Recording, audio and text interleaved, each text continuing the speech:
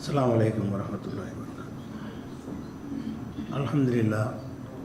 அல்ஹம்துலில்லாஹி நஹ்மதுஹு வ நஸ்தஈனுஹு வ நஸ்தக்ஃபிருஹு வ நஊது பில்லாஹி மின் ஷுரூரி அன்ஃபுஸினா வ மின் ஸய்யிஆத்தி அமாலினா மன் யஹ்திஹில்லாஹு ஃபலா முதில்ல லஹு வ மன் யுضللஹு ஃபலா ஹாதிய லஹு வ அஷ்ஹது அன் லா இலாஹா இல்லல்லாஹு வஹ்தஹு லா ஷரீக லஹு வ அஷ்ஹது அன்ன முஹம்மதன் அப்துஹு வ ரசூலுஹு அம்மா பஅத்.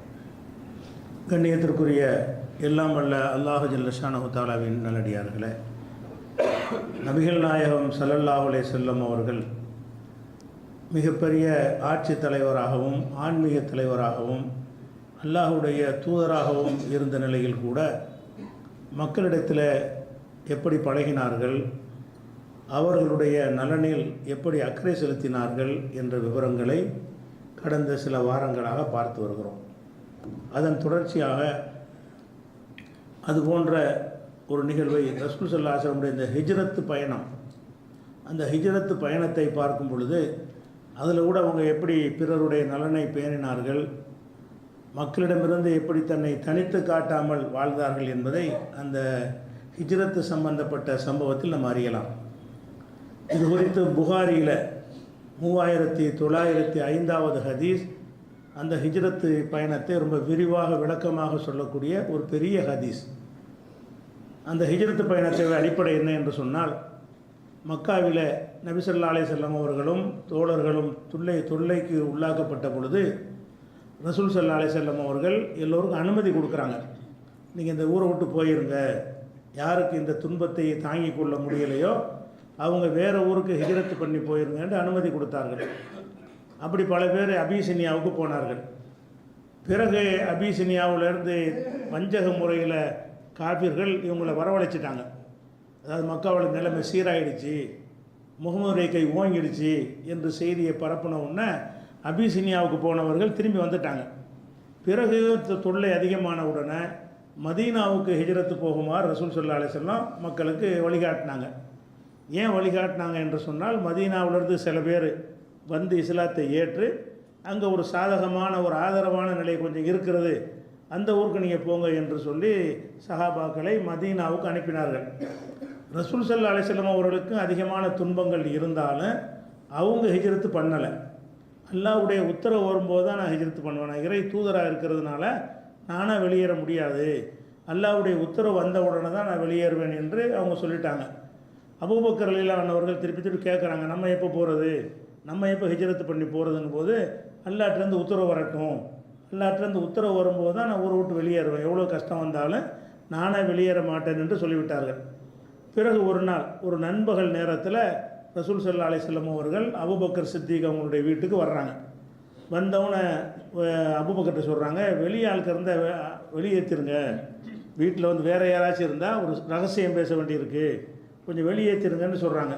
இல்லை யாருமே இல்லை, நாங்களும் தான் இருக்கிறோம், ஆயிஷா இருக்கிறாங்க, நாங்கள் இருக்கிறோம், யாரும் இல்லை அப்படின்னு சொன்னோம்னா ரசூல் ஸல்லல்லாஹு அலைஹி வஸல்லம் சொல்கிறாங்க, அல்லாஹ் வந்து எனக்கு அனுமதி கொடுத்துட்டான், ஹிஜ்ரத்து போவதற்காக வேண்டி அனுமதி கொடுத்து விட்டான், நம்ம ஹிஜ்ரத்து பயணம் போகணும்னு சொல்கிறாங்க. அப்போ அபூபக்கர் சித்திக் அவங்க என்ன செய்கிறாங்கன்னா, ஏற்கனவே இந்த ஹிஜ்ரத்து போகணுன்ற நிலை வரும் என்பதற்காக வேண்டி 2 ஒட்டகங்களை அதுக்கென்று ஒரு தயார்படுத்தி வச்சிருக்கிறார். அவரை 2 பேரும் போக வேண்டியிருக்கும் என்று சொல்லி 2 ஒட்டகத்தை தயார்படுத்தி வச்சிருக்கிறார். அப்போ தான் சொல்கிறார், ஹிஜ்ரத்து பண்ணுவதாக இருந்தால் என்னிடத்தில் 2 ஒட்டகங்கள் இருக்கிறது, இந்த 2 ஒட்டகங்களில் ஒன்றை நீங்கள் எடுத்துக்கொள்ளுங்கள், ஒன்றை நான் எடுத்துக்கொள்கிறேன், நம்ம 2 பேரும் ஹிஜ்ரத்து போவோம் என்று சொல்கிறார். அப்போ ரசூல் ஸல்லல்லாஹு அலைஹி வஸல்லம் என்ன செய்கிறாங்கன்னு கேட்டால், அவர் சொல்கிற ஃபுஹுது பி அபி அன்தையா ரசூலல்லாஹ் இஹ்தா ராஹிலத்தைய ஹாத்தைனி, இந்த 2 ஒட்டகங்கள் ஏதாச்சும் ஒன்றை நீங்கள் எடுத்துக்கொள்ளுங்கள்னு சொல்கிறாங்க. அப்போ ரசூல் ஸல்லல்லாஹு அலைஹி வஸல்லம் சொல்கிறாங்க, சவனி விலைக்கு தான் வாங்கிக்கிடுவேன். இதுதான் முக்கியமான விஷயம். இதில் கவனிக்க வேண்டிய சம்பவம் என்னன்னு கேட்டால், அபூபக்கர் அவர்கள் வந்து ரொம்ப நெருங்கிய உற்ற தோழர், மார்க்கத்துக்காக அபூபக்கர் ரொம்ப கொடுத்தவங்க, இருக்கிற சஹாபாக்கள்லேயே அதிகமாக பொருளாதாரத்தை அள்ளி கொடுத்தால் யாருன்னு கேட்டால் அவங்க முதல் இடத்தில் இருப்பார்கள். அபூபக்கர் சித்திக் அவர்கள் முதல் இடத்தில் இருப்பார்கள். ஆனால் இந்த விஷயத்தை ரசூலுல்லாஹ் என்ன செய்கிறாங்க, நான் ஹிஜ்ரத்து பண்ணுற நன்மை என்னுடைய பணத்தில் என்னுடைய பொருளாதாரத்தில் நடக்கணும், அதனால் இந்த ஒரு ஒட்டகத்துக்குரிய காசை என்று வாங்கிக்கிறேன்னு என்று நிபந்தனை போடுறாங்க. அப்போ அந்த காசு கொடுத்து வாங்கி தான் ஹிஜ்ரத்து போகிறாங்க. அல்லாஹ்வுடைய உத்தரவு வந்த உடனே விலை கொடுத்து வாங்கி போனார்கள் என்கிற இந்த ஒரு செய்தி அப்போ நமக்கு என்ன விளங்குகிறது, ஒரு தலைவர்களாக இருக்கக்கூடியவங்க வந்து அடுத்தவங்க சுமந்து கொண்டால் சந்தோஷப்படுவாங்க, அவங்க கையிலேருந்து போட மாட்டாங்க. ஆனால் இவங்க என்ன செய்கிறாங்கன்றா, ஹிஜ்ரத்துக்காக வேண்டி அபூபக்கருக்கு ஒரு பெரிய விஷயமும் இல்லை, அவர் நல்ல வசதியான ஒரு சஹாபி தான், அதனால் 2 ஒட்டகம்ங்கிறது ஒரு பெரிய மேட்ரு கிடையாது அவருக்கு. ஆனால் ரசூல்லாம் வசதியான ஆள் தான், அதனால் அவங்க என்ன செய்கிறாங்கன்னா விலை கொடுத்து தான் வாங்கிக்கிறவனே தவிர சும்மா வாங்க மாட்டேன் என்று சொல்லிவிட்டு தான் அந்த ஹிஜ்ரத்து பயணம் போகிறாங்க. ஹிஜ்ரத்துனா ஒளிஞ்சு மறைஞ்சு போகிறது, தப்பிச்சு போகிறது தானே. ஹிஜ்ரத்துங்கிறது கொல்வதற்கு முடிவு பண்ணிட்டாங்க, அதனால தான் அல்லாஹ் உத்தரவு போடுறான் வெளியே ரெண்டு. ரசூல் ஸல்லல்லாஹு அலைஹி வஸல்லம் கொல்வதற்கு திட்டம் போட்டதுனால தான் தப்பிச்சு போகத்தான் அல்லாஹ் சொல்கிறான். அதனால தான் ரகசியமாக வந்து இதை பேசுகிறாங்க. அப்புறம் ஒரு குறுக்கு வழியில் போய் என்ன செய்கிறாங்க, போய் தவூரில் தங்கி கடைசியில் மதீனாவுக்கு வந்துடுறாங்க. வந்தால் 2 பேர் வர்றாங்க. ஆனால் இந்த மாதிரி வர்றாங்கங்கிற ஒரு செய்தி வந்து இவங்களுக்கு ரசூல் ஸல்லல்லாஹு அலைஹி வஸல்லம் சில ஒற்றர்கள் மூலமாக கொடுத்து அனுப்பிட்டாங்க. மதீனாவில் சில பேர் இருக்காங்களே, ஏற்கனவே இஸ்லாத்தை ஏற்றவங்க, இந்த அக்கபா உடன்படிக்கையில் வந்தவங்க, அவங்களாம் இருக்கிறாங்க. அவங்களாம் வந்து காத்திருக்கிறாங்க, மதீனாவுடைய எல்லையில் ரசூல்லா வருவாங்க வருவாங்க வருவாங்கன்னு காத்திருக்கிறாங்க. ஏன்னா மறைஞ்சு கரைஞ்சி வர்றது தானே. கடைசியில் இந்த வரக்கூடிய 2 பேர் வரக்கூடிய 2 தலை தெரிஞ்ச உடனே ரசூல்லா வர்றாங்க ரசூல்லா வர்றாங்கன்ட்டு ஒரு சவுண்டு போட்டு பெரிய அளவு கூட்டம் கூட்டிட்டாங்க. கூட்டம் கூடுனா அபூபக்கர் அவர்கள் என்ன செய்கிறாங்கன்னா வந்து ஒரு இடத்துக்கு வந்துட்டாங்க. அபூபக்கர் எந்திரிச்சு நிற்கிறாங்க, எல்லாரையும் பார்த்து நிற்கிறாங்க. ரசூல் ஸல்லல்லாஹு அலைஹி வஸல்லம் உட்காந்துருக்குறாங்க. இந்த இடத்த வந்து அடைஞ்ச உடனே ரசூல் ஸல்லல்லாஹு அலைஹி வஸல்லம் உட்காந்துருக்குறாங்க, அபூபக்கர் எழுந்து நிற்கிறாங்க. அப்போ மக்கள்லாம் என்ன செய்கிறாங்கன்னா அபூபக்கர் தான் ரசூலா நினச்சிக்கிட்டாங்க. யார் அந்த அக்கபாவில் கலந்து கொண்டாங்களோ அவங்களுக்கு மட்டும் தான் ரசூல்லாவை தெரியும். அந்த ஒரு 70 பேருக்கு மட்டும்தான் தெரியும். இருக்கிற நூற்றுக்கணக்கான மக்களுக்கு ரசூல்லா பார்த்தது கிடையாது. ரசூல்லான்னு ஒருத்தவங்க இருக்கிறாங்கன்னு கேள்விப்பட்டாங்களே தவிர பார்த்தது கிடையாது. அபூபக்கர் சித்திக்கு அவர் நிற்கிறாங்க, உட்காந்துருக்குறாங்களா, மக்கள் என்ன வழங்கிட்டாங்கன்னா இவர் தான் ரசூல் ஸல்லல்லாஹு அலைஹி வஸல்லம், அவருக்கு சலாம் சொல்கிறது, அவர்கிட்ட கை கொடுக்குறது, அவர் வரவேற்பு கொடுக்குற மாதிரி போர். அப்போ அபூபக்கர் சித்திக் என்ன செய்கிறாங்கன்னா, ரசூல் ஸல்லல்லாஹு வெயில் படுது, அவங்க ரசூல்லா மேலே வெயில் படுதுன்றவுன்னா அவங்க என்ன செய்கிறாங்கன்னா தன்னுடைய போர்வை எடுத்து ரசூல்லா மேலே போற்றி விட்றாங்க. அப்போ தான் மக்களுக்கு தெரியுது இவர் இல்லை ரசூல்லா. ஏன்னா போய் போர்வை போத்துறாங்கன்னா அது ரசூல்லா உட்காந்துருக்கிறது தான் ரசூல்லான்னு விளங்கிக்கிட்டாங்க. அதுக்கப்புறம் மக்கள் ரசூல்லாட்ட வந்து கை கொடுத்தாங்கன்னு வருது. அப்போ இதில் நம்ம என்ன வழங்குறோம்னு கேட்டால், 2 பேர் வர்றாங்க, நான் தான் இறை தூதுன்னு காட்டுறதுக்கு ஒரு தனி அடையாளம், ஒரு தனியான ஒரு கிரீடம், தனியாக அப்படி தானே வருவாங்க, நம்மளை தனியாக காட்டணும். அப்படி இல்லாமல் 2 பேரும் சகஜமாக வர்றாங்க, யார் ரசூல்லான்னு கண்டுபிடிக்க முடியலை. அந்த நட உடையிலே தெரிஞ்சு போயிருங்க 2 பேர். ஒரு தலைவரும் சாதாரண ஆள் வந்தாருன்னா அந்த தலைவர் எப்படி போவார், தொண்டர்கள் எப்படி போவாங்கன்னு பார்த்து என்ன செய்யலாம், இவர் தான் தலைவர்னு கண்டுபிடிச்சிடலாம். அது யார் அப்படி நடந்தால் கண்டுபிடிக்கலாம். அல்லாஹ்வுடைய ரசூல் அப்படி நடக்க மாட்டாங்க, சாதாரண மனிதர் மாதிரி வருவாங்க. 2 பேரையும் பார்த்தோம்னா யார் ரசூலை முன்னாடி பார்த்தவர்களுக்கு தான் அல்லாஹ்வுடைய தூதர் என்று சொல்ல முடியுமே தவிர வேறு யாருக்கும் சொல்ல முடியாது. அப்படிங்கிறத இதுலேருந்து நம்ம என்ன வழங்குறோம் என்று கேட்டால், அல்லாஹ்வுடைய தூதர் தனக்குன்னு தனி அடையாளத்தை வச்சுக்கிறல, நீ எப்போ நிற்கிற, நான் தான் ரசூலா, நீ உட்காரு என்றும் சொல்லவில்லை. அவரை ரசூல்லான்னு மரியாதை கொடுக்குறாங்க, அப்பவும் பேசாமல் இருக்கிறாங்க. ரசூல்லான்னு கை கொடுக்குறாங்க, சலாம் கொடுக்குறாங்க, சும்மா தான் உட்காந்துருக்குறாங்க. பிறகு அவராக வந்து அந்த போர்வை போத்தணும்னு ரசூல்லாட்ட வந்து பேசுகிறாங்க. அந்த நேரத்துலையாவது அவர் கிடையாது, நான் தாங்க அப்படின்னு ரசூல்லா சொல்லலை. அவருக்கு மரியாதை கொடுக்குறத பார்த்துக்கிட்டு அவர் கிடையாது, நான் தான் சொல்லணுமா இல்லையா, அதில் தட்டி அவர் உட்கார வச்சு விட்டு நிற்கிறேன், நான் நிற்கிறேன் அப்படின்னா சொல்லணுமா இல்லை, சும்மா பேசாமல் இருக்கிறாங்க. அப்போ இதெல்லாம் விரும்பலை. இந்த புகழ், அடுத்தவங்களை தனியாக காட்டிக்கிறேன்னு, நம்ம மற்றவங்க கூடுதலாக மதிக்கணும், இந்த மாதிரியான ஒரு எண்ணம் கடுகளும் இல்லாமல் இருந்திருக்கிறார்கள் என்பதை பார்க்குறோம். இதுவும் ரசூல் ஸல்லல்லாஹு அலைஹி வஸல்லமுடைய மக்களோடு மக்களாக எப்படி இருந்திருக்கிறாங்க, எப்படி தன்னை தனித்து காட்டாமல் இருக்கிறார்கள். 4 பேர் உட்காந்துருக்கிற சபையில் அவங்க இருந்தாங்கன்னா அவங்கள பார்க்காத ஒருவர் வந்து ரசூல்லான்னு கண்டுபிடிக்க முடியாது.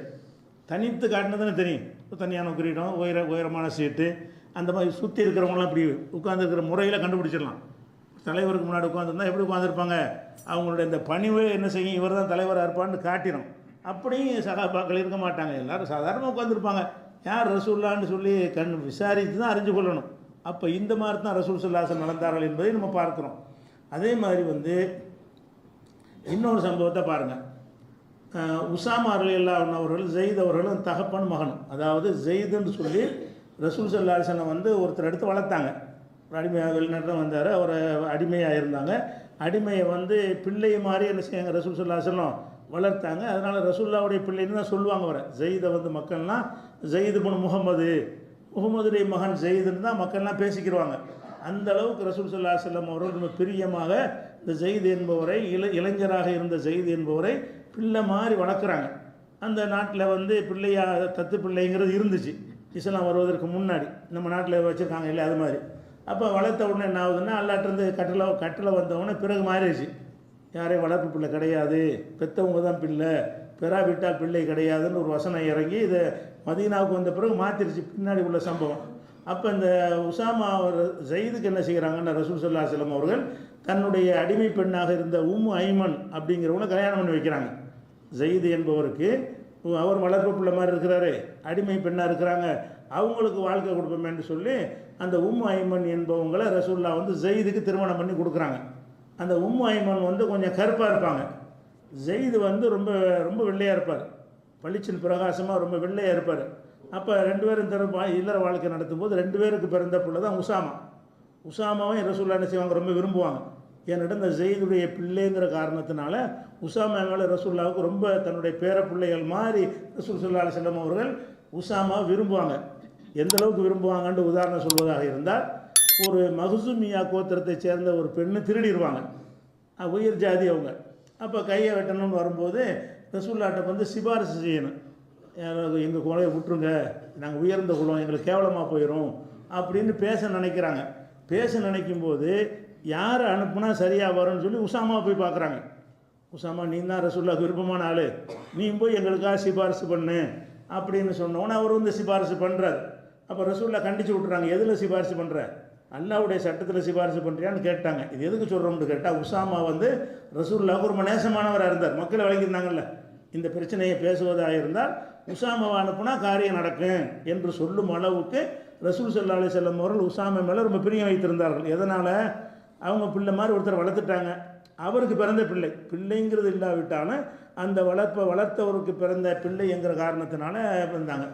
ஆனால் அந்த உசாமா என்பவர் அடுப்பு கறி மாதிரி கராராக இருப்பார்.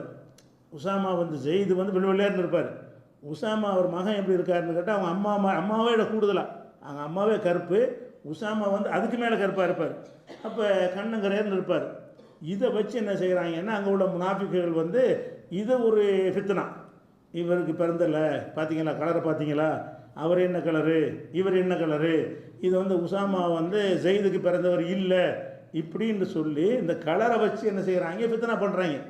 இது ஒரு புறம் அங்கே பேசப்படுற ரசூலுல்லாஹ்வுக்கு ரொம்ப மன சங்கடம். இந்த மாதிரி பேசுகிறாங்களே, அர்த்தம் இல்லாமல் பேசுகிறாங்களே, வெள்ளையை உள்ளாளுக்கு கருப்பு பிள்ளை பிறக்கும், கருப்பாக உள்ளாளுக்கு வெள்ளை பிள்ளை பிறக்காத, இது ஒரு பெரிய பிரச்சனையா அப்படின்னு சொல்லி ரசூல் ஸல்லல்லாஹு அலைஹி வஸல்லம் கவலைப்பட்டு இருக்கிறாங்க. அந்த நேரத்தில் ஒரு ஆள் வர்றாரு. அவர் யாருன்னாட்டா முதலஜிங்கிற ஒரு ஆள் வெளியூர்லேருந்து வர்றாரு. அவர் என்னன்னா, அந்த ரேகைகளை பார்த்து பலன் சொல்கிறவர் இல்லை, ரேகைகளை கம்பேர் பண்ணி இந்த ரேகை இந்த ரேகை ஒத்து வருது அப்படின்னு சொல்லக்கூடிய ஒரு கலை கற்றவராக இருந்தார் அவர். அந்த ஆள் வர்றாரு மதீனாவுக்கு. வந்தவொடனே ஒரு போர்வையில் போத்திக்கிட்டு உசாமாவும் தகப்பான மகனும் ஒரு போர்வையில் போற்றி படுத்து கிடக்கிறாங்க. பள்ளிவாசலில் ஒரு போர்வையை போத்திக்கிட்டு தகப்பனும் உசாமாவும் ஜெயித் என்ன செய்கிறாங்க, படுத்துருக்காங்க. போர்வை சின்னதாக இருந்ததுனால கால் மட்டும் வெளியே தெரியுது, கால் மறைக்காமல் ரெண்டு பேரும் படுத்து தூங்கிக்கிட்டோம் முடிச்சுட்டே இருக்கிறாங்க, படுத்துருக்குறாங்க.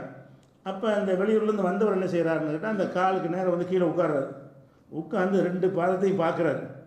இந்த ஜெயிதுடைய பாதத்தையும் பார்க்குறாரு, உசாமாவுடைய பாதத்தையும் பார்க்குறாரு. உன்னிப்பாக கவனிச்சுட்டு இந்த பாதத்திலிருந்து தான் இந்த பாதம் வந்துருச்சுங்கிறார். அந்த ஒப்பீடு அப்படி இருக்குது. இது ஜோசிய மாதிரி உள்ளதில்லை, இது வருங்காலத்தை சொல்கிறதில்ல. இது இந்த மாதிரி இருக்குது, இந்த ரேகையிலேருந்து இதுக்கு தகப்பமான ஒத்து வருது அப்படின்னு சொல்லுவோம்ல, அந்த மாதிரியான அடிப்படையில் அவர் என்ன செய்கிறாருன்னு கேட்டால், இதை பள்ளிவாசலும் சொல்கிறார். இந்த பாதம் இன்ன பால ஹாதிஹி லக்தாமி மஅலின், இந்த பாதங்கள் ஒன்றிலிருந்து ஒன்று உருவானது. இந்த ரெண்டுமே தகப்பம் பிள்ளைங்கிறாங்க. யார் தகப்பன் யார் பிள்ளைன்னு சொல்லலை, ஏன்னா மூஞ்சி அவர் பார்க்கல, காலை மட்டும் தான் பார்க்குறாரு, காலை பாதத்தை மட்டும் பார்க்குறாரு, முகத்தை போத்திக்கிட்டு படுத்துருக்குறாங்க. அப்போ ரசூல் ஸல்லல்லாஹு அலைஹி வஸல்லம் அவங்களுக்கு விளங்கிருச்சு, இது இவர் சொல்கிறாருங்கிறது எல்லா பக்கம் பரவிருச்சு. ரசூல் ஸல்லல்லாஹு அலைஹி வஸல்லம் என்ன செய்கிறாங்கன்னு கேட்டால், ஆயிஷா நாயிட்ட வேகமாக வர்றாங்க. வந்தாங்கன்னா அவங்க முகத்தில் ஒரு மின்னல் அடிப்பது போல் ஒரு பிரகாசத்தோட சந்தோஷமாக ஆயிஷாட்ட சொல்கிறாங்க, உனக்கு செய்தி தெரியுமா, இந்த மாதிரி ஒருத்தர் வந்தார், அவர் உசாமா பிள்ளை தான் செய்தின்னு சொல்லிவிட்டார். அதில் சந்தோஷம். அதாவது இவங்க இந்த விஷயத்தில் அந்த குடும்பத்துக்கு ஏற்பட்ட ஒரு களங்கம், ஒரு அவதூறு நீங்கிறதுனால ரசூலுல்லாஹி ஸல்லல்லாஹு தனக்கு ஏற்பட்ட மாதிரி இதை ஒரு செய்தியை எடுத்துக்கிட்டு வேகமாக சந்தோஷமாக போய் என்ன செய்கிறாங்க, அது சொல்லும்போது கூட வர்றக்க அசாரீர் வஜீஹி, அவங்களுடைய முகத்தில் வந்து பிரகாசம் ஒளி வீசக்கூடிய நிலையில் மகிழ்ச்சியோடு ஆயிஷா நாயிட்ட வந்து, உனக்கு இந்த செய்தி தெரியுமா, அந்த முதலஜின் வந்தார, வந்து அவர் என்ன சொன்னார் என்று தெரியுமா என்று கேட்குறாங்க. சொல்லிவிட்டு அவங்களும் இந்த விளக்கத்தை சொல்கிறாங்க. அப்போ இதில் என்ன பார்க்குறோம்னு கேட்டால், ரசூல் ஸல்லல்லாஹு அலைஹி வஸல்லம் அவர்கள் ஒரு தகப்பன் மகன் மத்தியில் இவர் தான் தகப்பன் இவர் தான் பிள்ளைங்கிற ஒரு சந்தேகத்தை கிளப்பி விட்டாங்க. அது கிளப்பக்கூடாது, ஆதாரம் இல்லாமல் கிளப்பக்கூடாது. ஆனால் கலரை வச்சு என்ன செய்கிறாங்க, இவருடைய நிறத்துக்கும் அவருடைய நிறத்துக்கும் பொருத்தமில்லை என்பதற்காக அப்படி சொல்கிறாங்கன்றதுனால ரொம்ப கவலைப்பட்டு இருந்திருக்காங்க. அந்த கவலையும் இதில் தெரிகிறது. இவ்வளோ கவலைப்பட்டது உங்களுக்கு சந்தோஷம் வரும். அது எவ்வளோ பெரிய கவலையில் பாதிக்கப்பட்டிருப்பாங்கன்னு சொன்னால் இந்த அளவு கடந்த சந்தோஷத்தில் அதை வழங்கலாம். இதுக்கு பெரிய சந்தோஷம் வர்றதா இருந்தால் அதுக்கு முன்னாடி பெரிய கவலைப்பட்டிருக்கிறாங்க. இந்த மாதிரி சொல்கிறாங்களே, இந்த மாதிரி கேவலப்படுத்துகிறாங்களே, அசிங்கப்படுத்துகிறாங்களேன்னு சொல்லி அவங்களுக்கு ஒரு பெரிய ஒரு மன உளைச்சலுக்கு ஆளாக இருந்தாங்க. அப்போ இதை கேட்டவுடனே சந்தோஷமாக ஆயிஷா நாயிட்ட வந்து இதை ஒரு பெரிய நியூஸாக சொல்கிற காட்சியை பார்க்குறோம். இதில் நான் எதுக்காக இதை சொல்கிறோம்னு கேட்டால், ரசூல் ஸல்லல்லாஹு அலைஹி வஸல்லம் அவர்கள் அடுத்தவருக்கு ஒரு துன்பம் ஏற்பட்டால் அது என்னமோ தனக்கு ஏற்பட்ட துன்பத்தை போல அவர் கவனிப்பதும், அந்த துன்பம் ஒருத்தருக்கு விலகிருச்சின்னு சொன்னால் இது தனக்கே அந்த துன்பம் விலகிவிட்டது போலவும் ரசூல் ஸல்லல்லாஹு அலைஹி வஸல்லம் அவர்கள் அந்த நடந்து கொண்டார்கள் என்பதற்கு இந்த ஒரு சம்பவமும் என்ன செய்யுது, ஆதாரமாக இருக்கிறது. அதே நேரத்தில் இந்த ஒரு விஷயத்தை நீங்கள் கூடுதலை விளைவிக்கணும். இந்த ரேகையை பார்த்து சொன்னதுனால இப்படி ஒன்று இருக்குதா, ஒரு ரேகையை பார்த்து ஒரு மகன் ரேகையும் தகப்பன் ரேகையை பார்த்து இவனுக்கு தான் இந்த புள்ள பிறந்தான்னு சொல்லி அப்படி ஒரு கலை இருக்குதான்னு கேட்டால் அப்படி ஒரு கலை இப்போ இல்லை. வழங்க வித்தியாசமாக இருக்குன்னு தான் சொல்கிறாங்க. ரேகைகள் வந்து ஒன்றுக்கு ஒன்று ஒப்பிடு வராதுன்னு தான் சொல்கிறாங்க. அந்த காலத்தில் இப்படி நம்பிக்கை இருந்துச்சு. அந்த காலத்து மக்கள்கிட்ட இருக்கு, ஒரு ரேகையை வைத்து இவர் தான் தகப்பன் இவர் தான் பிள்ளைன்னு சொல்லலாம் என்று நம்பிக்கொண்டிருந்தார்கள். அந்த நம்பிக்கைக்கு ஏற்ப அவங்க சொல்கிறத நம்பி தான் ஆகணும். எந்தெந்த காலத்தில் ஒரு விஷயத்தை முடிவு செய்வதற்கு வழிமுறை இருக்கிறதோ அதை நம்ம பயன்படுத்திக்கிறலாம். ரசூல் ஸல்லல்லாஹு அலைஹி வஸல்லம் அவர்கள் வந்து இந்த வழிமுறையை வந்து அங்கீகரிக்கிறாங்கல்ல, சந்தோஷப்படுறாங்கன்னு ஏற்றுக்கிட்டாங்கல்ல. அதாவது இந்த ரேகையிலிருந்து இந்த ரேகை வந்தது என்று சொல்வதை ரசூல் ஸல்லல்லாஹு அலைஹி வஸல்லம் அவர்கள் ஒத்துக்கொண்டார்கள் என்பது இதிலிருந்து வருகிறது. அப்போ இதை வந்து நம்ம இன்றைக்கி ரேகையின் ஆதாரமாக காட்ட வேறு ஆதாரம் இன்றைக்கி வந்துருச்சு. இன்றைக்கி டிஎன்ஏ டெஸ்ட் வைக்கிறாங்க. பல சோதனைகள் மூலமாக இவன் தான் தகப்பன் இவன் தான் மகன் சொல்லி கண்டுபிடிக்க முடியும். இன்றைக்கி வந்து நம்ம அதை பயன்படுத்திக்கலாம். இதிலிருந்து வழங்கலாம். இதிலிருந்து என்ன வழங்கலாம்னு கேட்டால், ஒரு தகப்பன் மகன்கிற ஒரு பிரச்சனை வரும் என்று சொன்னால் அதில் ஏதாவது உடற்கூறு விஷயமாகவோ அறிவியல் பூர்வமாகவோ ஒரு ஆதாரத்தை வைத்து அதை முடிவு செய்ய வழி இருந்தால் அந்த முடிவை நம்ம ஏற்றுக்கலாம். இதுலேருந்து வழங்குறது இது வந்து வகியில் வந்தது இல்லை, இவர் தான் தகப்பன் இவர் தான் மகன், வகி வரல. எதை வச்சு முடிவு பண்ணுறாங்க, அதை தெரிஞ்ச அந்த துறையில் உள்ள ஒருத்தர் வந்து சொல்கிறார். இது ரசூலுல்லாவுக்கு தெரியாது. ரசூலுல்லாவுக்கு தெரிஞ்சு அவங்களே பாதத்தை பார்த்து சொல்லிட்டு போயிருப்பாங்க. இந்த பிரச்சனை வந்தால் ரெண்டு பேரையும் கூப்பிட்டு அவங்கள ரெண்டு காலையும் பார்த்துட்டு இந்த காலில் இந்த கால் வந்திருக்குன்னு சொல்லியிருப்பாங்க. ரசூலுல்லாவுக்கு இந்த நாலேஜ் இருக்கலை. ஆனால் இந்த நாலேஜ் உள்ள ஒருத்தர் சொல்கிறார். அப்போ அந்த துறை சார்ந்த ஒருத்தர் வந்து சொல்வாரையானால் அதை நம்ம ஏற்றுக்கொள்ளலாம். ஒரு துறை சார்ந்தவங்க இந்த மாதிரி விஷயத்துக்கு ஒரு தீர்வு சொன்னால் அதை ஏற்றுக்கொள்ளலாம் என்பதற்கும் இந்த ஹதீஸை நம்ம ஆதாரமாக கொள்ளலாம். ரசூலுல்லாஹ் ஏற்றுக்கிட்டாங்கல்ல, ஏற்றுக்கிறாட்டி சந்தோஷப்பட மாட்டாங்களே, மகிழ்ச்சி அடைகிறாங்கல்ல. இந்த காலுக்கு தான் இந்த கால் வந்துச்சின்னு சொல்வதை, இந்த பாதத்திலிருந்து தான் இந்த பாதம் உருவானது என்று சொல்வதை ரசூலுல்லாஹ் ஏற்று சந்தோஷப்பட்டார்கள் என்று சொன்னால் அப்படி ஒரு ஏற்று நம்ம ஒரு முடிவு செய்யலாம் என்கிற ஒரு சட்டமும் இருந்து எடுக்க முடியும். நவீன காலத்தில் சந்தேகம் வந்தால் சோதனை பண்ண சொல்கிறாங்கல்ல, தாப்பனே என்ன செய்கிறான், என் பிள்ளை எனக்கு சந்தேகம் இருக்குங்கிறான். அப்போ அது என்ன செய்கிற சந்தேகம் இருந்தால் அந்த காலத்தில் இந்த மாதிரி வழிமுறை தான் இருந்திருக்குது. இந்த காலத்தில் அதை விட சிறந்த வழிமுறைகள் நமக்கு இருக்குது. அந்த சோதனை மூலமாக பண்ணி ஆமாம் டெஸ்ட் மூலமாக பண்ணி ஓகே என்று சொல்வதற்கு என்ன இருக்குது, அதுக்கு அந்த இதை ஏற்றுக்கொள்ளலாம். அதுக்கு மார்க்கத்தில் இடம் இருக்குது. இதுக்கு ஒரு ஆதாரமாக ஏற்றுக்கொள்ளலாம். அதே மாதிரி வந்து ஒரு மனிதர் வர்றார். அவர் ரசூலுல்லாஹ்லாம் பள்ளிவாசலில் உட்கார்ந்துருக்கிறாங்க. ரசூலுல்லாஹ்வும் பள்ளிவாசலில் இருக்கிறாங்க. ஒரு மனிதர் வர்றாரு, வெளியூர்லேருந்து வர்றாரு. வந்து என்ன செய்கிறாருன்னா ஒட்டகத்தில் ஏறி வந்து கீழே இறங்கி ஒட்டகத்தை பள்ளிவாசலில் கட்டி போடுறாரு. பள்ளிவாசல்னால் பள்ளிவாசலுக்கு முன்னாடி இடமெல்லாம் இருக்கும், அதான் பள்ளிவாசல்னு சொல்லியிருக்காங்க. பள்ளிவாசல் உள்ள கையில் பள்ளிவாசலுக்கு முன்னாடி இடம் இருக்கும்ல, அதை கட்டி போடுறாரு. கட்டி போட்டுட்டு நேராக வந்து கூட்டத்தில் எல்லாம் உட்காந்துருக்காங்களா, அவர் கேட்குறாரு, ஐயுக்கும் முகமது, உங்களில் முகமதுங்கிறவர் யாருங்கிறார். அப்போ எப்படி உட்காந்துருக்குறாங்க யாருன்னு தெரியலை. ரசூல் ஸல்லல்லாஹு அலைஹி வஸல்லம் இருக்கிறாங்க, சஹாபாக்கள் இருக்கிறாங்க. அவ்வளோ கூட்டத்துக்கு மத்தியில் ரசூலுல்லாஹ் இவர் தெரியாட்டா கூட அவங்க அமர்ந்திருக்கிற விதத்தில் கண்டுபிடிக்க முடியுமில்ல. ஒரு பெரிய தலைவர் சுற்றி எல்லாம் உட்காந்துருக்கிறாங்க, இவர் தான் தலைவர்னு கண்டுபிடிக்கிற மாதிரி தான் அவர் உட்காருவார். தன்னை காட்டிக்கொள்கிற மாதிரி தான் உட்காருவார். அது இருக்கை தனியாக இருக்கும், ட்ரெஸ் தனியாக இருக்கும், அல்லது அந்த மக்கள் அமர்ந்திருக்கிற விதம் அந்த பணிவு அது தனியாக காட்டும். இப்படி ஏதோ ஒரு வகையில் ஒரு தலைவரோடு உட்காந்துருந்தான்னா தலைவரை கண்டுபிடிக்க முடியும். ஆனால் இங்கே அவர் வர்றாரு, வெளியிலேருந்து வர்றாரு, கேள்விப்பட்டிருக்கிறார் முகமது ஒருத்தர் வந்திருக்காரு, அல்லாஹ் மட்டும் வணங்க சொல்கிறாருன்னு அந்த செய்தியை கேள்விப்பட்டு வந்திருக்கிறார். வந்து என்ன செய்கிறாருன்னா முதல் கேள்வியை ஐயுக்கும் முகமது, அந்த முகமது யார், உங்களில் முகமது யாருன்னு கேட்குறாரு. அப்போ மக்கள் சொல்கிறாங்க, அதோ அந்த செவத்தில் சாஞ்சிருக்கார்ல வெள்ளையா, அவர் தான் காட்டுறாங்க. ரசூல்லா வந்து வெண்மையாக இருப்பாங்க, ஒரு செவத்தில் சாஞ்சிக்கிட்டு இருக்கிறாங்க, செவத்தில் தூணில் ஏதோ ஒன்றில் சாய்ந்து கொண்டு இருக்கிறாங்க, அதோ சாய்ந்து கொண்டு இருக்கிறாரு அவர் தான் காட்டுறாங்க. அப்போ இப்படி எல்லாரும் காட்டுற அளவுக்கு ரசூல்லா இருக்கிறாங்க. கூட்டத்தில் இருந்தால் எங்கே இருக்கான்னு தனித்து காட்டாமல் தனியாக போய் ஒரு இடத்துல சாஞ்சி உட்காந்துருக்குறாங்க. அப்போ என்ன செய்கிறாரு, நேர அங்கே வந்துடுறாரு. என்ன முத்தலிபுடைய பேரனே அப்படின்னு கூப்பிட்றாரு. அப்துல் முத்தலிப் ரசூல்லாவுடைய பாட்டனார் தானே. ரசூல்லாவை நோக்கி கிட்ட வந்து என்ன செய்கிறாரு, அப்துல் முத்தலிபுடைய பேரனே என்னப்பா சொல்லு அப்படின்னு ரசூல்லா கேட்குறாங்க. அப்போ கேட்டோன்னு என்ன செய்கிறாருன்னு கேட்டால் அவர் ஒரு சொல்கிறார், இன்னி சாயிலுக்க, நான் வந்து உங்கள்கிட்ட கேள்வி கேட்க வந்திருக்கிறேன். சத்திதும் அலைக்கு ஃபில் மசாலத்தி, கேள்வியை கடுமையாக கேட்பேன். உட்காந்து கேட்க செய்கிறாரு, நான் உங்கள்கிட்ட ஒரு கேள்வி கேட்க வந்திருக்கிறேன், சாதாரணமாக கேட்க மாட்டேன். இப்போ சத்திதும் அலைக்கு ஃபில் மசாலத்தி, அந்த கேள்வியை கடுமையாக கேட்பேன். பலா தஜித் அலைய ஃபி நஃப்சிக்க, இதுக்காக நீ ஏன் மேலே கவலைப்படக்கூடாது சரியான்னு கேட்குறாரு. கேள்வி கேட்க முன்னாடியே கேள்வி ரொம்ப ரொம்ப ஹார்ஷாக இருக்கும், அது சரியான்னு கேட்குறாரு. என்ன வேணாலும் கேளுங்கிறாங்க ரசூல் ஸல்லல்லாஹு அலைஹி வஸல்லம். உனக்கு என்ன விருப்பமோ அது செல், அம்மா பதாலக்க, உனக்கு என்ன தோன்றுதோ அதை பற்றிலாம் கேளுன்னு சொல்லிட்டாங்க. அப்போ அவர் கேட்குறாரு, உமது இறைவன் மீது ஆணையாகவும் உனக்கு முன்னுள்ள மக்களை அனுப்புனான, முன்னுள்ள மக்களுக்கு இறைவனாக இருந்தானே அந்த இறைவன் மீது ஆணையாக கேட்கிறேன், அல்லாஹு அரசலக்க இளன்னாசு குள்ளியும், மனித குலத்துக்கு எல்லாம் தூதராக அல்லாஹ் தான் உன்னை அனுப்புனானா. முதல் கேள்வி அவர் என்ன கேட்குறாருன்னா, நீ அல்லாஹ்வுடைய தூதருங்கிற, அல்லாஹ் மேலே சத்தியமாக சொல்லணும், நீ உங்களை அல்லாஹ் தான் அனுப்புனானா பொய் சொல்றீங்களான்னு அர்த்தம். அல்லாஹு அரசலக்க, அல்லாஹ் தான் உங்களை அனுப்புனானா இளநாசு குள்ளியும், மனித குலத்துக்கு அனைவருக்கும் தூதராக உங்களை அல்லாஹ் தான் அனுப்புனானா அப்படின்னு கேட்குறாங்க. இப்போ கால ரசூல்லா சொல்கிறாங்க, அல்லாஹுமானா, ஆமாம் அல்லாஹ் தான் என்னை அனுப்புனான், அதோட நம்பிடுறாரு, அவ்வளோதான். இதுதான் கடுமையான கேள்வியும் கடுமையாக இல்லை, ஒரு சொல்லிட்டு கேட்குறாரு, சாதாரண கேள்வி தான் கேட்குறாரு. அப்போ அல்லாஹ் தான் உங்களை அனுப்புனானோடனே ஆமான்றாங்க.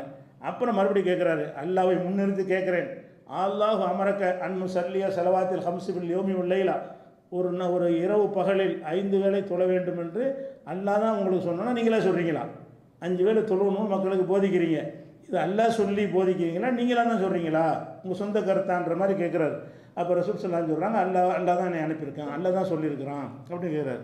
அப்புறம் அடுத்த கேள்வி கேட்குறாரு, அல்லாஹ் அமரக்க அன் நசூம ஹாத ஷஹ்ரமின சனதி, ஒரு வருஷத்தில் இந்த குறிப்பிட்ட மாதத்தில் நோன்பு நோக்க வேண்டும் என்று அல்லாஹ் தான் உங்களுக்கு சொன்னானா நீங்களா சொல்கிறீங்களா அப்படின்னு கேட்குறாரு. நானா சொல்லலப்போ அல்லாஹ் தான் சொல்கிறான் அப்படிங்கிறாரு.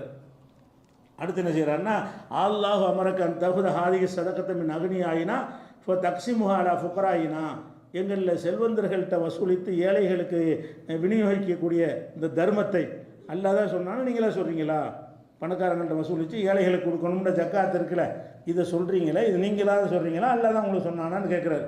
அல்லாஹ் தான் சொன்னான் அப்படின்னோடனே அந்த மனிதர் சொல்கிறாரு, நீங்கள் இப்போ நம்புகிறேனா, நீங்கள் சொல்லுவது நான் நம்புகிறேன், ஆமன் துபிமா ஜீத்தபிஹி, நீங்கள் எதை கொண்டு வந்தீர்களோ அதை நான் நம்புகிறேன், வான ரசூல் மன்வராய் மின் கோமி, என் சமுதாயத்துக்கு தூதராக நான் வந்திருக்கிறேன், நானாக இது வரல, நாங்கள் ஒரு சமுதாயம், என்னுடைய சமுதாயத்தின் சார்பாக நான் வந்திருக்கிறேன், என்னுடைய பேர் லிமாம் இப்னு சாலபா, என் பேர் வந்து லிமாம் இப்னு சாலபான்னு என் பேர், நாங்கள் ஒரு கோத்திரத்தை சேர்ந்தவங்க, அவங்க கூட்டமாக முடிவெடுத்து இந்த கேள்வியை கேட்டுட்டு உறுதிப்படுத்தி வர சொல்லி என்னை அனுப்புனாங்க அப்படின்னு வந்து என்ன செய்கிறாரு, சமுதாயத்தின் சார்பாக வந்திருக்கேன்னு சொல்கிறார். இதுதான் இந்த சம்பவத்துடைய விஷயம். இது வந்து புகாரியில் 63வது ஹதீஸில் நிறைய இருக்குது, 63வது ஹதீஸில் இருக்கிறது. இதில் நம்ம அறிந்து கொள்கிற விஷயம் என்னன்னு கேட்டால், ஒரு சபையில் அமர்ந்திருக்கும் போது அவர் என்ன செய்கிறாரு, யார் உங்களோட முகமதுன்னு கேட்குறாரு, அது பேரை சொல்லி கேட்குறாரு. ஐயுக்கும் முகமது, ரசூல்லா யாருன்னு கூட கேட்கலாம்ல, அப்படி கேட்குறவர் கூட உங்களை ரசூல்லாங்கிறாங்களா அது யார் அப்படி கூட கேட்க மாட்டேங்கிறார், ஐயுக்கும் முகமது, உங்களோட முகமது யார். அப்போ அப்படி கேட்பதெல்லாம் ரசூல்லா வந்து அனுமதிச்சிருந்துக்கிறாங்க. அந்த மாதிரி குறிப்பிட்டு பேசுவதை கூட அவங்க ஒரு விகாரமாக எடுத்துக்கொள்ளலை, அதுக்காக வேண்டிய இந்த பேரை குறிப்பிட்டவர் மீது கோவப்படலை, அந்த மாதிரி நடந்து கொண்டார்கள்னு பார்க்குறோம். அதுக்கடுத்து வந்துட்டு என்ன செய்கிறாருன்னு கேட்டால், அது யாருன்னு கேட்குற ஆன்சர் என்ன செய்கிறாங்க, அந்த வெள்ளையை சாஞ்சிட்டு இருக்கார்ல அவர் தான் அப்படின்னு காட்டுற அளவுக்கு சாதாரணமான ஒரு தோற்றத்தில் சாதாரணமாக ஒரு நிலையில் அவங்க இருந்தாங்க என்பதையும் பார்க்குறோம். அதுக்கடுத்து என்ன செய்கிறாரு, வந்துட்டு கூப்பிடும்போது கூட அல்லாஹ்வுடைய தூதர் என்ன கூப்பிடல, என்ன அப்துல் முத்தலிப் பேரனேங்கிற என்ன சொந்தக்காரர் ஒருவர் என்ன செய்கிறாரு, அப்துல் முத்தலிப்புடைய பேரனேன்னு கூப்பிட்றாரு. சொல்ல என்ன செய்கிறாங்க, என்னப்பா சொல்லுன்னு கேட்குறாங்க. அதையும் என்ன செய்யலை, யாரும் என்ன இப்படி கூப்பிட்றேன், எனக்குன்னு ஒரு இது இருக்குல்ல, நான் இறை தூதராக இருக்கிறேன்ல, நான் ஒரு சக்கரவர்த்தியாக இருக்கிறேன்லன்னு சொல்லலை. அதுக்கப்புறம் என்ன செய்கிறாருன்னு கேட்டால் கேள்வி கேட்க போகிறேன்ட்டு அதில் மிரட்டல் விடுறாரு. நான் கேள்வி கேட்க போகிறேன், கடுமையாக கேட்பேன், வருத்தப்படக்கூடாதுன்னு சொல்லும்போது என்ன கடுமையான கேட்காத இருந்துச்சுப்போ, மரியாதையை கேட்குறதா கேளு, ஏன்னா ஆரம்பமே சரியில்லைன்னு சொல்லணுமா இல்லையா? கேள்வி கேட்க நீ வந்திருக்க, நான் பதில் சொல்ல நான் இருக்கிறேன். ஆரம்பிக்கும் போது என்ன செய்கிற, எனக்கு அச்சுறுத்தல் பண்ணுற மாதிரி கேட்குறேன்னு சொல்லணுமா இல்லையா? ரசூல் என்ன செய்ய, கேள்வி வேணாலும் கேளு. அப்போ இது எல்லாத்துலேயுமே பார்க்கும் பொழுது ரசூல் ஸல்லல்லாஹு அலைஹி வஸல்லம் ஒட்டுமொத்த கேரக்டர் எப்படி இருந்தாங்கன்னு விளங்குறது. இந்த சமுதாயத்தில் அவங்க என்ன மாதிரி இருந்தாங்க என்றால் எல்லோரையும் போல இருந்தார்கள். தனக்கென்று தனி அடையாளத்தை வைத்துக் கொள்ளவில்லை, தன்னை தனித்து காட்டு. இன்றைக்கி நம்ம பார்க்குற இதுக்கெல்லாம் எதுக்கு சொல்கிறோம்னு கேட்டால், இன்றைக்கு நம்ம இஸ்லாமிய சமுதாய அறிஞர்கள் எப்படி நடக்கிறாங்க? எல்லாரையும் போல ட்ரெஸ் போடுறாங்களா? எல்லா மக்களும் ஒரு ட்ரெஸ்ஸை நம்ம போடுறோம்னா அப்படி போட மாட்டேங்கிறாங்க. அவங்க வந்து தனியாக கோட்டுக்கு மேலே அது ஜிப்பாக்கு மேலே கோட்டு, இப்படி 22 சட்டை போட்டு அதுக்கப்புறம் தலையில் ஒரு முக்காடை போட்டு டிஃப்ரெண்ட்டாக வந்துருக்குறாங்களே. இந்த மாதிரி ரசூல்லா இருந்ததா ஒரு சம்பவம் இருக்குதா? எல்லாரையும் மாதிரி நீங்கள் இருக்க வேண்டிய, நீங்கள் உங்களை தனியாக காட்டுறீங்க, உங்கள் ட்ரெஸ்லையும் உடையிலையும் நடையிலையும் தனித்தையும் காட்டுறீங்க. எல்லாரும் மாதிரி சாதாரணமாக இருந்துட வேண்டியதானே? அப்போ இதெல்லாம் இந்த ஹதீஸுகள்லாம் மக்களுக்கு சொல்லவும் மாட்டேங்கிறாங்க, செயல்படுத்தவும் மாட்டேங்கிறாங்க. அதுதான் செயல்படுத்தினா அவங்களுடைய தனித்துவம் போயிடும். நம்மளை பார்த்தோன்னே பெரிய அசர் தொட்டாங்கன்னு நினைக்கணும். ஏன் அப்படி நினைக்கணும்? அப்படி நினைக்கணும் என்ற வழிகாட்டு ரசூல்லா சொல்லி தந்திருக்கிறாங்களா? இல்லை. அப்போ இந்த மாதிரியான ஒரு அறிவுரைக்காக வேண்டி இந்த செய்தியை பார்த்துக்கொள்ளணும். இது போன்ற இன்னும் பல சம்பவங்கள் ரசூல்லாவுடைய அந்த தன்னடக்கம், எளிமை, மக்களோட மக்களாக பழகின விஷயங்கள் நிறைய இருக்கிறது. இன்ஷா அல்லாஹ் அடுத்தடுத்த வாரத்தில் பார்க்கலாம்.